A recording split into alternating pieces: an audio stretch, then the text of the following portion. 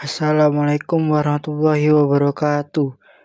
Perkenalkan, nama saya Reza Agung Syafaat dari Manajemen Informatika 2C dengan NPM 227536106. Di sini saya akan membahas tugas dengan tema instalasi web server.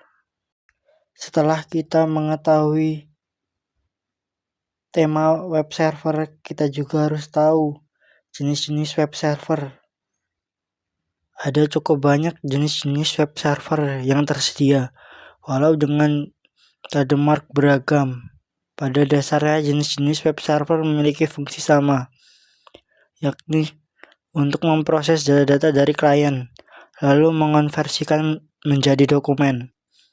Jenis-jenis web server yang dapat diandalkan ada gini: Apache HTTP server, LinkTTPD, IS atau Internet Information Service, ada Java System Web Server, Litespad.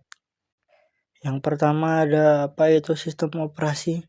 Sistem operasi adalah perangkat lunak pada lapisan pertama yang ditempatkan pada memori komputer pada saat komputer dinyalakan booting.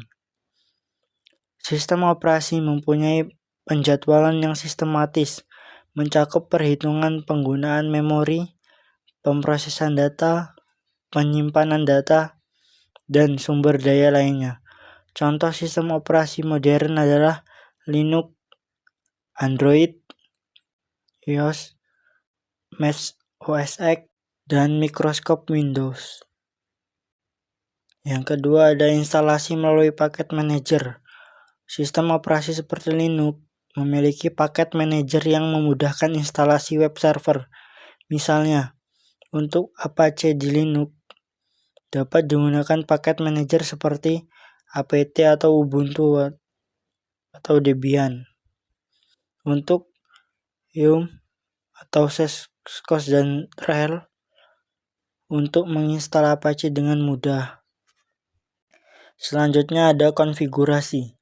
Setelah proses instalasi selesai, perlu mengonfigurasi web server sesuai dengan kebutuhan. Ini mungkin melibatkan pengaturan port, directory root, model tambahan, atau pengaturan keamanan. Setiap web server memiliki file konfigurasi yang harus diedit. Misalnya, pada Apache, file konfigurasi utama biasanya disebut httpd-conf. Kemudian ada testing. Setelah melakukan instalasi dan konfigurasi, lakukan pengujian untuk memastikan web server berfungsi dengan baik. Buka web browser dan akses localhost atau alamat IP server untuk melihat halaman default web server. Jika halaman muncul, berarti web server telah diinstal dan berjalan dengan benar.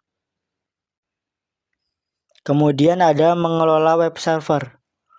Setelah instalasi, harus mempelajari cara mengelola web server. Ini termasuk mengelola situs web yang ada di host, mengatur izin akses, mengoptimalkan performa, dan memantau lalu lintas dan log server. Sudah selesai penjelasan dari tugas saya. Kurang lebihnya mohon maaf. Wassalamualaikum warahmatullahi wabarakatuh.